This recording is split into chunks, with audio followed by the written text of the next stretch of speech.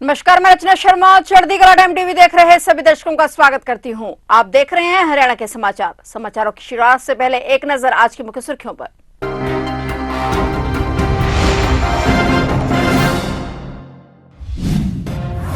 दो लाख युवाओं को दी जाएगी सरकारी नौकरियां। 1,71,000 युवाओं को दी सरकारी नौकरी। राष्ट्रीय शिक्षा नीति 2020 को सैनी सरकार ने किया लागू।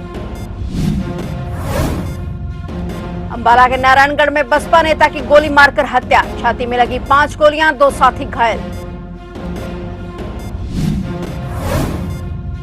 पटवारियों के बाद अब राजस्व विभाग की लिस्ट जारी। 404 दलाल सक्रिय होने का दावा। 15 दिनों के भीतर सरकार को भेजी जाएगी रिपोर्ट।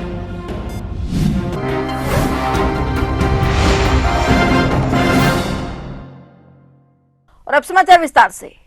हरियाणा के मुख्यमंत्री नायब सिंह सैनी ने कहा कि प्रदेश सरकार आगामी 5 सालों में योग्यता के आधार पर प्रदेश के युवाओं को 2 लाख सरकारी नौकरियां देगी। इस सरकार ने पिछले 10 सालों में 1,71,000 युवाओं को सरकारी नौकरियां दी हैं। इस सरकार ने युवाओं को सरकारी नौकरियां देने के साथ साथ अपना रोजगार स्थापित करने के लिए विभिन्न योजनाओं को अमलीजामा पहनाने का भी काम किया है। मुख्यमंत्री ने विकसित हरियाणा के लक्ष्य को पूरा करने के लिए आईजीएन कॉलेज जैसे शिक्षण संस्थान का अहम योगदान की बात कही। प्रदेश व देश को प्रगति के पथ पर आगे ले जाने में शिक्षण संस्थानों का सबसे महत्वपूर्ण योगदान है। मुख्यमंत्री ने कहा कि प्रधानमंत्री नरेंद्र मोदी ने युवाओं को रोजगार के अवसर प्रदान करने के लिए राष्ट्रीय शिक्षा नीति 2020 को लागू किया है और इस शिक्षा पद्धति को कुरुक्षेत्र विश्वविद्यालय की तरफ से लागू भी कर दिया गया है। उन्होंने कहा कि प्रदेश के युवाओं ने खेलों के साथ साथ हर क्षेत्र में हरियाणा का नाम पूरे विश्व में रोशन करने का काम किया है।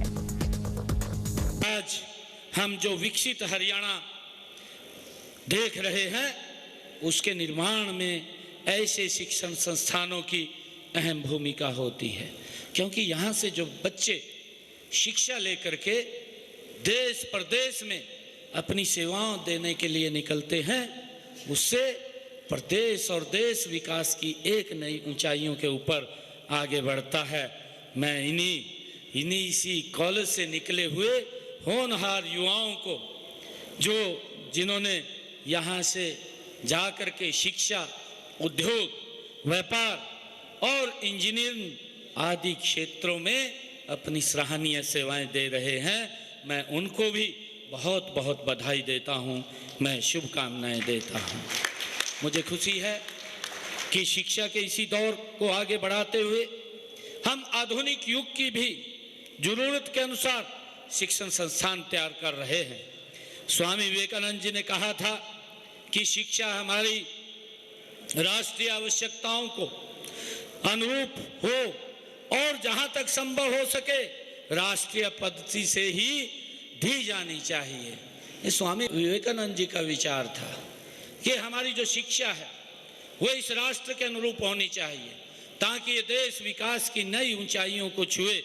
मैं इसी तरह माननीय प्रधानमंत्री आदरणीय नरेंद्र मोदी जी का जो सपना है, देश की भावी पीढ़ी को ऐसी शिक्षा मिले जो उन्हें रोजगार सक्षम बनाए, चरित्रवान बनाए और उसमें नैतिक गुणों का समावेश करे, इसी दिशा में उन्होंने पूरे देश में के लिए नई राष्ट्रीय शिक्षा नीति बनाई है।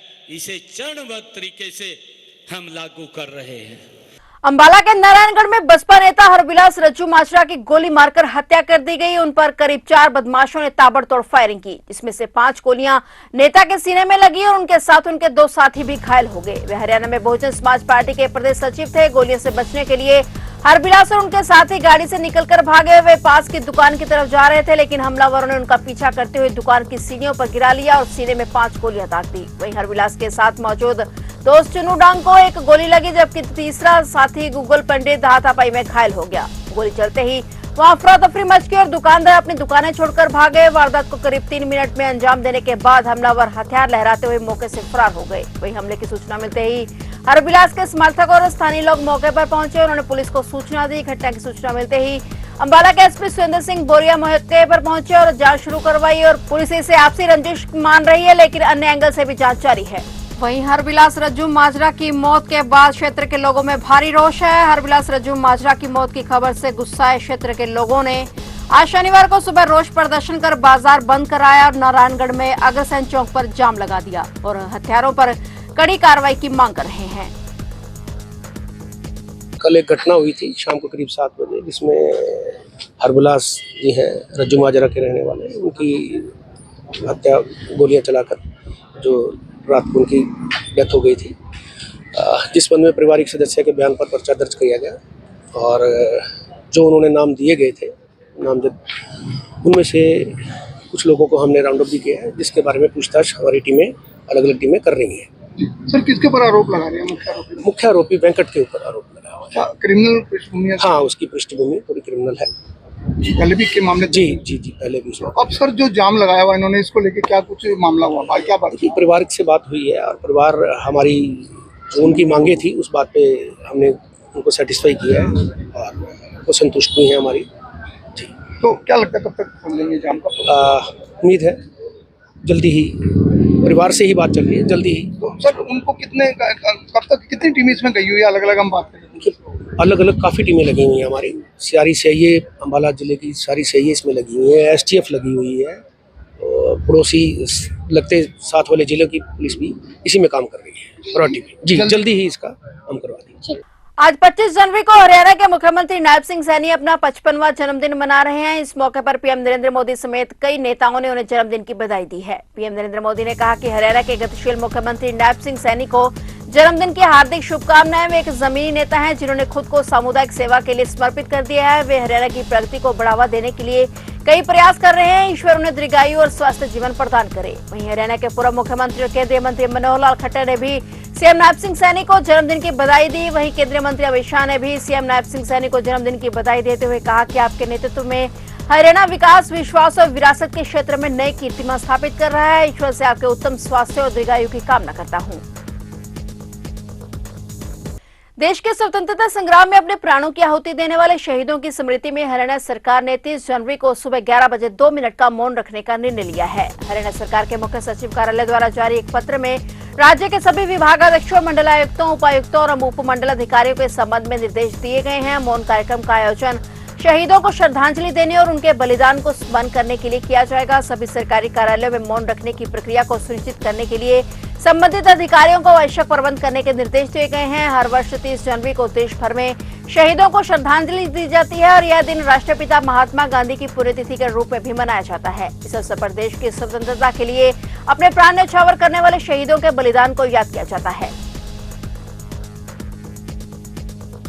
हरियाणा में भ्रष्टाचार पटवारियों की सूची जारी होने के बाद प्रदेश सरकार ने अब राजस्व विभाग में जिला स्तर पर सक्रिय दलालों की लिस्ट भी जारी करनी शुरू कर दी है। राज्य के सभी 22 जिलों में सीआईडी की रिपोर्ट के आधार पर पटवारी और तहसील कार्यालय में कार्यरत दलालों की सूची तैयार की गई है। जिला उपायुक्तों से कहा गया है कि वे सूची की जांच कर अपने अधीनस्थ किसी सीनियर अधिकारी से कराएं और अगले 15 दिनों के भीतर सरकार को अपनी स्पष्ट टिप्पणी के साथ रिपोर्ट भेजें। कुछ जिला उपायुक्तों के पास दलालों की सूची भेजी जा चुकी है, जो कुछ के पास भेजने की प्रक्रिया चल रही है। फिलहाल पलवल के जिला उपायुक्त को भेजी गई सूची सामने आई है और इस सूची में पटवारी खानों से लेकर तहसील कार्यालय तक 404 दलाल सक्रिय होने का दावा किया गया है। वहीं पटवारियों की सूची पर विपक्ष ने विरोध जताया। राज्य भर के पटवारी इस सूची का विरोध कर रहे हैं। विपक्ष को भी सरकार पर उंगली उठाने का मौका मिल गया है, लेकिन पटवारियों और दलालों से तंग होने वाले लोग सरकार के इस काम से बेहद खुश हैं। पटवारी और तहसीलों पर कार्रवाई को लेकर मंत्री राजेश नागर ने साफ कर दिया है कि भ्रष्टों के खिलाफ कार्रवाई होगी।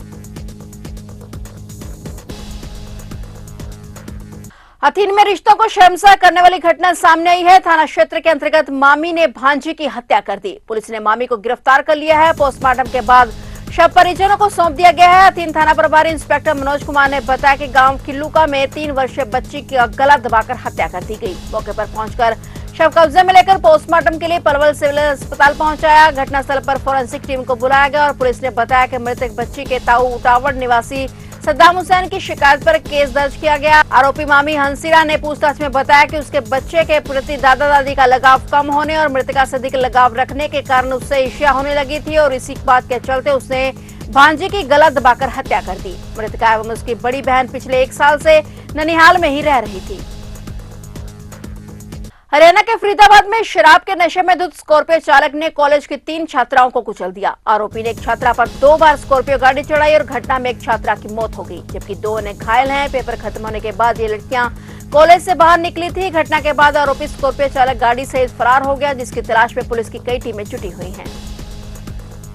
एसडीएम अशोक कुमार ने बताया कि गणतंत्र दिवस समारोह 26 जनवरी को हर्षोल्लास, उत्साह और उमंग से नीलोखेड़ी नाच मंडी में मनाया जाएगा। और उन्होंने कहा कि यह हमारा राष्ट्रीय पर्व है। इस समारोह के सफल आयोजन को लेकर प्रशासन तैयारियों में जुटा हुआ है। इसके अलावा स्कूली बच्चे भी सांस्कृतिक कार्यक्रम, सामूहिक मार्च, पीटी शो का पूर्व अभ्यास कर रहे हैं। और वहीं दूसरी ओर परेड में शामिल होने वाले प्लाटून भी निरंतर अभ्यास कर रही है। उन्होंने बताया कि गणतंत्र दिवस समारोह के अवसर पर अधिकारियों, कर्मचारियों, मेधावी छात्रों और खिलाड़ियों तथा एनजीओ और समाज सेवकों को उत्कृष्ट कार्य के लिए प्रशंसा पत्र देकर सम्मानित भी किया जाएगा। इस अवसर पर नीलोखेड़ी हल्के के विधायक भगवान दास कबीरपंथी बतौर मुख्य अतिथि के रूप में शिरकत करेंगे। ये राष्ट्रीय पर्व है और ये बड़ा हर्षोल्लास से मनाया जाता है, पूरे हिंदुस्तान का पर्व है। तो इसमें बच्चों को काफ़ी उत्साह है। इसमें पुलिस कर्मचारी भी साथ हैं, विभिन्न स्कूल, प्राइवेट, सरकारी, सारा प्रशासन लगा हुआ है। तो इनको अच्छे से ट्रेनिंग दी गई है। फाइनल रिहर्सल आज हो चुकी है। छोटी मोटी कमियां हैं वो हम दूर कर रहे हैं, वो भी आधे घंटे में अभी तैयार हो जाएगा सब। एक बार फाइनल और हम अभी कर रहे हैं, तो इसके बाद ये सारा फाइनल हो जाएगा।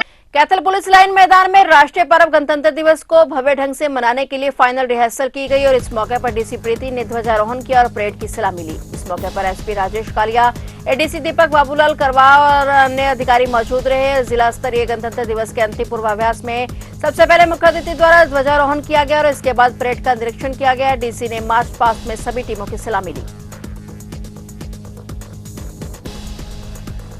कलायत की नाच मंडी में भी आज राष्ट्रीय पर्व गणतंत्र दिवस के उपलक्ष्य में गवर्नमेंट स्कूल के छात्रों और छात्राओं ने इस परेड में शामिल होने के उपलक्ष्य में फाइनल रिहर्सल की तैयारी की और इस प्रोग्राम की फाइनल रिहर्सल में नगरपालिका सचिव पवन शर्मा ने विशेष रूप से शिरकत की और गणतंत्र दिवस की तैयारियों का जायजा लिया।